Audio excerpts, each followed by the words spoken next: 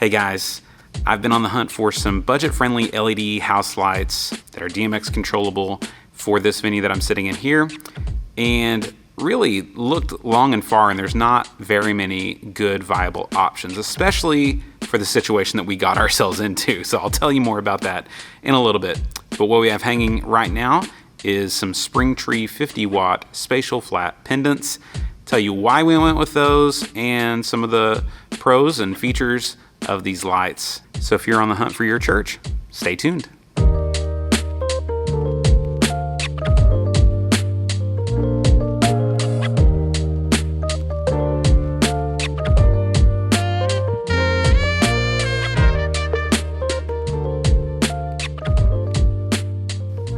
First of all, I do want to say thank you to SpringTree. This video is sponsored by them because they ended up giving us a little bit of a discount on this purchase to help us out with this install. And I'm making a video to kind of share with you guys my thoughts on those. So they're not seeing this video beforehand or anything like that, but I did get a little discount for the church, which I'm super thankful for. So we moved into this space a couple of years ago after renovating it, changing it from our kind of cafeteria style fellowship hall into what is now our youth venue. When we did that, funds were a little bit limited, and so we ended up going with some UFO LED style lights, claimed to have dimming capabilities. We got them installed and realized really quickly that basically they do dim. They dim from extremely bright to brighter than the surface of the sun. That's the dimming curve. So it goes down 25% maybe, and then it just pops off. And whenever it comes on, it pops on. So we realized, we're going to be moving in here for our worship services for about 8-9 months, and that just wasn't going to work.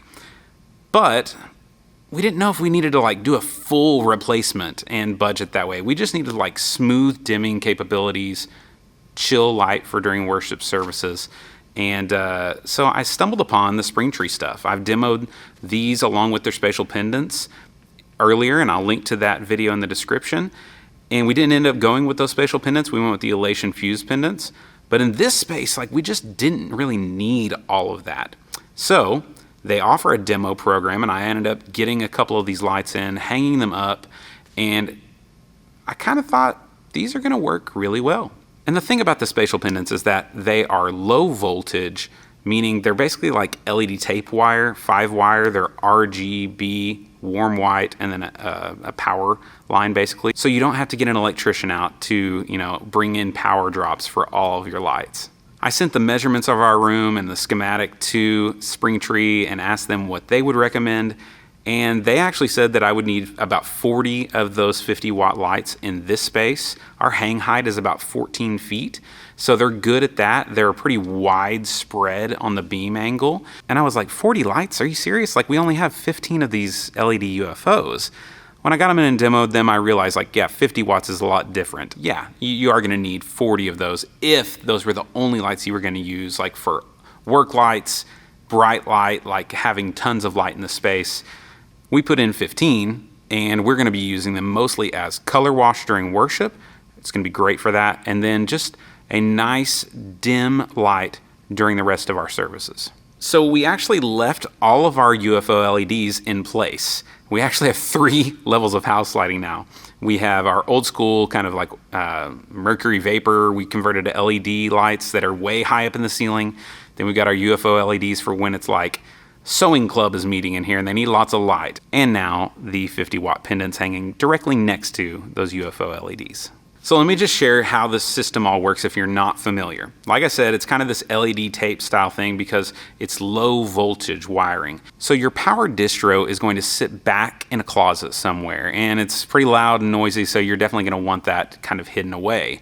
And then each channel of that power distro can handle 3 of these pendants. So what we did, since we have rows of 3, we did 5 home runs to each one of the 3 rows. So it's a little more wiring because you can't just go sequentially daisy chaining the DMX down the line. And that's something to consider in your space if wiring things is a little tough. Luckily, I had a buddy that is great at doing this stuff that he just volunteered to run all the wiring. And I was like, thank you, Lord. So here's the power supply we went with.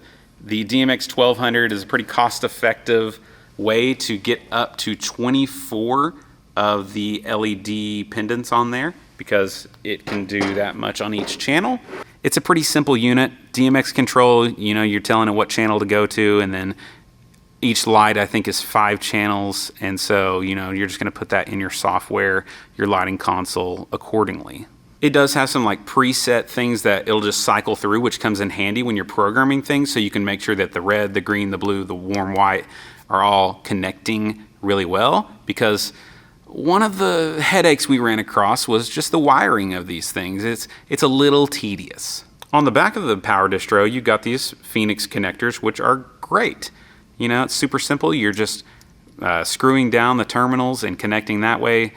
But each light has a hardwired cable coming out of it that you actually are going to have to splice into, either solder together those wires or tape them off or wire nut them off.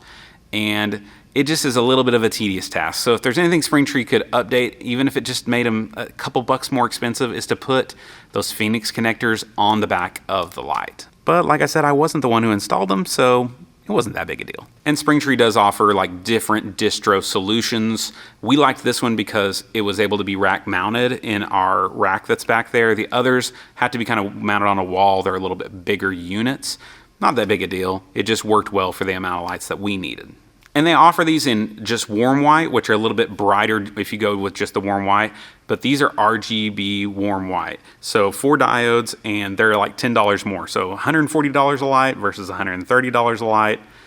And I'm pretty happy with them. The quality of the light when they're all on at the same time is listed to be about 5,500 degrees Kelvin. To the naked eye, it's not the purest of light. It's definitely more of like that RGB W like mixture light where it's not super great. And so we've chosen not to go with all 4 on at the same time. I just kind of dialed in the color to match our other ones at about 4,500, and it looks really good in the room. I wanted to cut into the video real quick and show you some color tests. So as we jump into Lightroom, you can see here I've got 5 photos.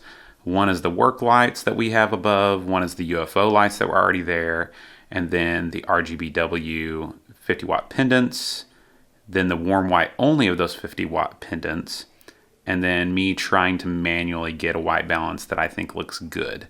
So our work lights, if I come over here and grab that, they're at around 4,100 with a little green tint, so a tiny bit of green tint. So our work lights are at 4,000 Kelvin. Now let's look at the UFO lights. If I do the same thing, this is a raw photo from my Canon RP. You're sitting at 3950 plus 11, so pretty solid. And that light looks really clean and good in the room. Now if we grab our RGB full on 100% and we come over and we click that, now everything looks correct. The color temperature is all the way up to 6,450 and a huge magenta shift that it's having to correct all the way down into the green. So that was what auto white balance was trying to do. And me on the color checker, we'll just click the white just in case.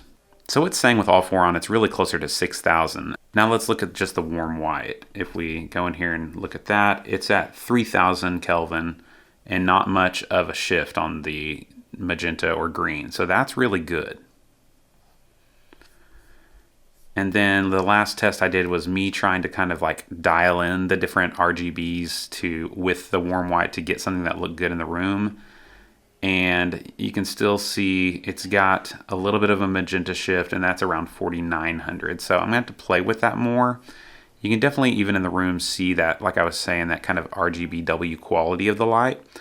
And I wish SpringTree might make a version of this that has a cool white diode as well, because I think that would help me not have to utilize the RGB as much to get the value that we're wanting. So all that to say, just make sure you manage your expectations with the like a high CRI output of these lights. That's not the vibe of these lights. You're getting a budget-friendly solution, and there's always going to be compromises that you have to make.